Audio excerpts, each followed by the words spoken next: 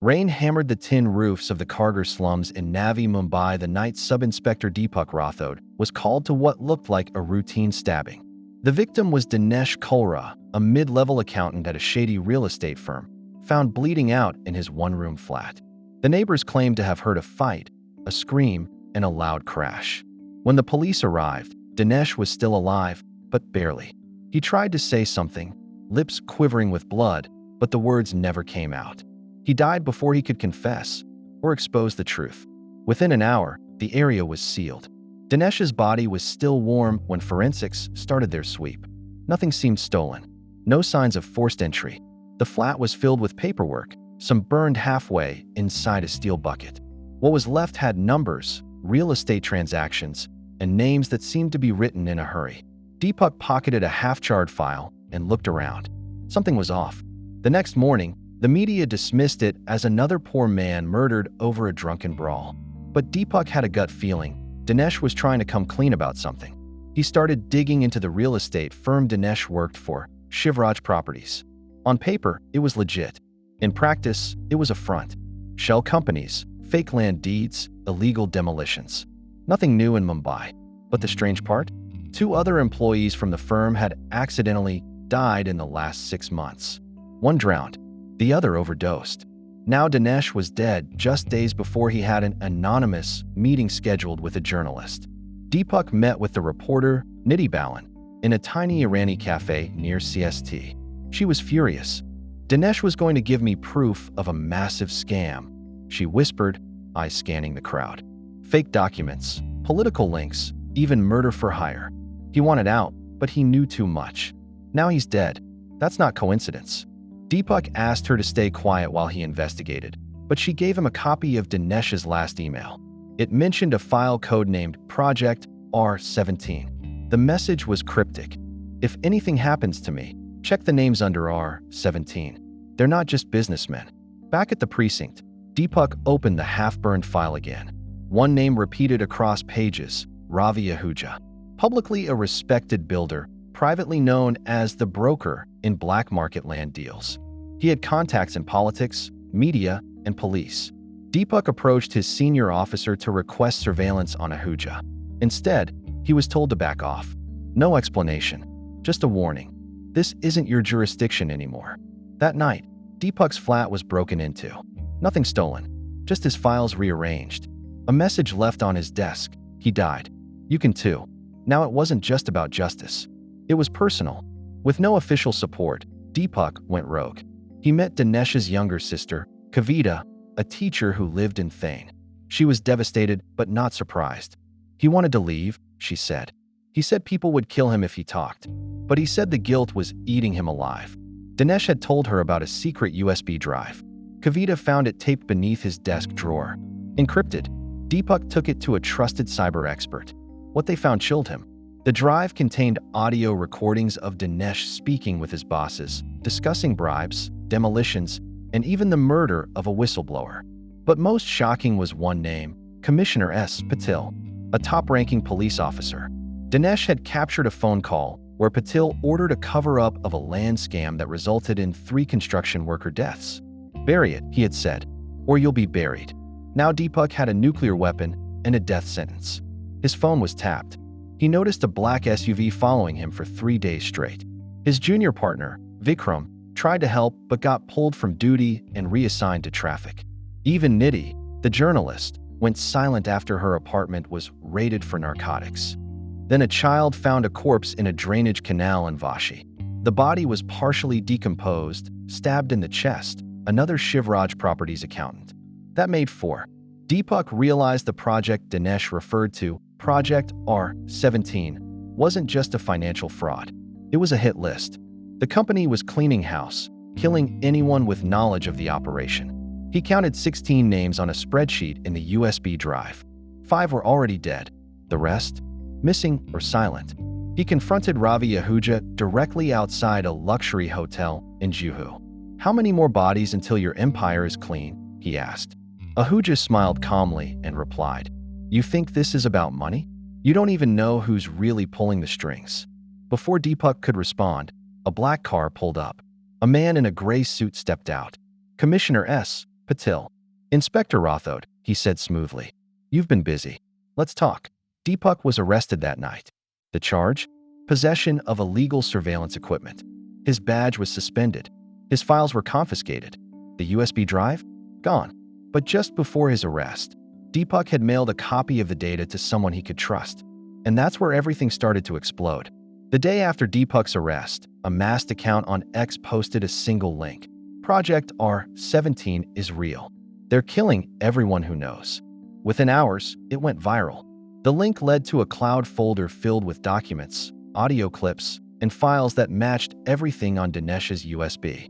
By then, Deepak was sitting in a solitary cell in the police lockup, unaware that his gamble had worked.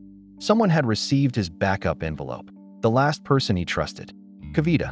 Kavita had gone to the media after Deepak's arrest, but no one listened. Most outlets were either paid off or too scared. So she turned to the only space where truth could survive anonymously, the internet. She uploaded everything. And soon, hashtags like #R17conspiracy and #deadmentalking began to trend. At first, trolls mocked it. Then an anonymous user leaked a photo of one of the missing employees from Shivraj Properties, dead, face down in a sewage ditch. His file had been part of the leaked documents. Now the internet wasn't laughing anymore. In jail, Deepak was kept from seeing any news. But he knew something had changed the moment he was moved without explanation. No court orders. No lawyer visit. They transferred him in an unmarked van at midnight, eyes blindfolded, hands tied. When the van stopped, he was dragged into a basement. Cold, damp. Two men stood in front of him. One wore a gray suit. Commissioner Patil. You made a lot of noise, Rathod. Patil said calmly. Do you really think you can fight people like us? We built this city. We own the law. Deepak didn't flinch. You own the law? Or did you just sell it piece by piece? The second man stepped forward. It was Ravi Ahuja. You had promise, Inspector. A shame you didn't learn to shut up. They offered him a deal. Keep quiet, take a retirement payout, disappear to a posting in another state, or die in an accident during a prisoner transfer. Deepak stayed silent. Patil smiled and turned to leave. We'll give you time to think. Everyone breaks eventually. Meanwhile, Kavita's post gained the attention of a freelance foreign journalist, Arjun Sethi, who had spent years exposing political corruption in India. He contacted her directly. If what you posted is true, he said, this is the biggest scam since Adarsh housing. Arjun started piecing together a timeline. All the Shivraj employees who died had signed off on illegal transactions tied to coastal property reserved for government use. These plots had been bought for dirt cheap by fake shell companies and sold at 10x profit to major developers. Profits were laundered through fake NGOs and routed to accounts in Dubai. The data even mentioned an under-construction luxury project named Ocean Crown, allegedly being built over stolen tribal land. The deeper Arjun dug, the clearer the trail became. It connected Ravi Ahuja to ministers, to real estate moguls, to a commissioner, and even to a retired judge. But most shocking was an email from 3 months ago, written by Dinesh Kulra, begging a district MLA for protection. If I disappear, it won't be an accident. They're tying up loose ends, and they have the cops to do it. The next morning, Arjun published a full report online. It was titled, Project R17, How Mumbai's Most Powerful Are Killing Whistleblowers. Within hours, national TV picked it up. The government was forced to act. A special SIT, Special Investigation Team, was formed. Public pressure mounted. But before any arrest could be made, Commissioner Patil resigned citing health issues. Ahuja vanished from Mumbai. His last known location was a private jet landing in Nepal. And then Deepak was released. No explanation, no apology, just a silent walk out of jail, handed his personal belongings in a plastic bag. Outside, Kavita was waiting. They couldn't kill you without turning the public against them, she whispered. But they're not done. Deepak didn't waste time. He knew the SIT would be toothless. He needed the one person who started it all, Nidhi Balan. She had gone underground after her apartment was raided. But Deepak knew how to find her. She was hiding in a farmhouse 2 hours outside Pune, using a burner phone. When he finally met her, she looked older, thinner, but her fire was intact. I still have the rest of the recordings, she said. Stuff even Dinesh didn't see. One file links Ocean Crown directly to a union minister. And there's a video, a hidden cam. It shows the deal being made. Patil was in the room. She handed Deepak a hard drive. But once this goes public, they'll kill again. They won't care how visible it is. Just then, her phone rang. Unknown number. She didn't answer, but a text followed. You have 48 hours to shut this down, or the next body will be yours. Deepak looked at her. It's time to finish this. They decided to go live with everything. The hard drive, the names, the video, and one last testimony, recorded secretly by Dinesh before he died. As they began uploading, Kavita called. She sounded terrified. They came to my school, asked about you, said they were CID, but they weren't. Deepak, they know everything. And then, the line went dead. Deepak stared at the screen. 67% upload complete. One file left. They were out of time. The hard drive upload hit 70% when the lights flickered. Nidhi's farmhouse was in a remote part of Lonavala, surrounded by trees, no neighbors for a mile. The backup generator kicked in, but it was weak. Deepak looked at Nidhi. They're already here. She nodded, slid open a drawer, and revealed a small revolver. Only 5 bullets. Aim wisely. Deepak grabbed it, locked the main door, and moved to the windows. Headlights. 1, 2, 3 vehicles. No sirens. No police tags. Just matte black SUVs inching closer like a slow hunt. He backed up to the laptop. 79%. He tapped the enter key to force prioritize the main video, the one with the hidden camera. Ahuja. Patil. The union minister. Crystal clear audio. A briefcase full of cash on the table. Project R, 17 ends tonight. Patil had said in the video. We close the deal, eliminate the liabilities.